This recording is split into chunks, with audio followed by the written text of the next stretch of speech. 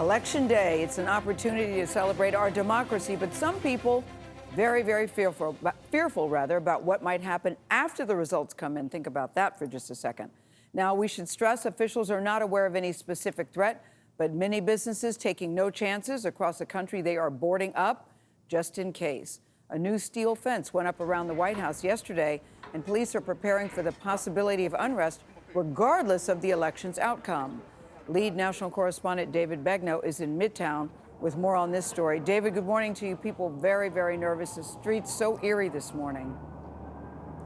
They are a little quiet but bustling as people are starting to get out to go to work and hopefully go to vote. Gayle, take a look behind me. The famous Macy's flagship store is all boarded up with plywood, and we've noticed this morning more and more businesses, as we hear sirens in the background, have started to board up. They don't want a repeat of what we saw during the George Floyd protests, where peaceful protesters were in some cases overshadowed by looters looking to make trouble. Some businesses have hired private security. They've taken in the extra chairs and table for outdoor dining so that people can't use them as projectiles to break glass.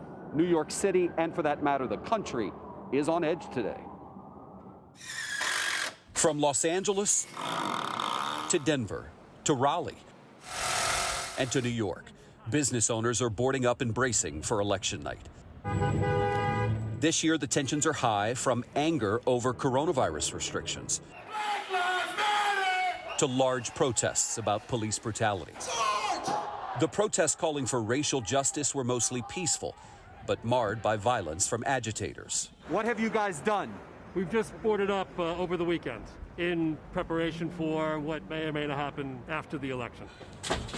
Jim English is the general manager of Warehouse Wines and Spirits here in Manhattan. His store was looted during protests earlier this year following the death of George Floyd. How much damage was there? It was almost $200,000 worth of damage. I did not feel particularly safe then. I don't think that they could allow that same response to happen again without people in the city just saying, like, I don't feel safe. So I hope that they are monitoring the situation. In the days following the election, we will have additional officers ready to respond to any type of incident. The New York Police Department says it will work with 40 agencies to monitor activity from its Joint Operations Center. On Monday, vandals targeted the Democratic Party headquarters in Houston, Texas, spray painting the windows with the words, "Elections no, revolution yes." FBI officials will be monitoring tonight's developments from a command center inside FBI headquarters. There was an independent report that found 5 states are especially at risk for civilian militia activity this week, including the state of Oregon. The governor says the National Guard is on standby. We stand here today urging all Oregonians to commit to nonviolent expression. We can all do our parts this week by staying calm, cool, and collected.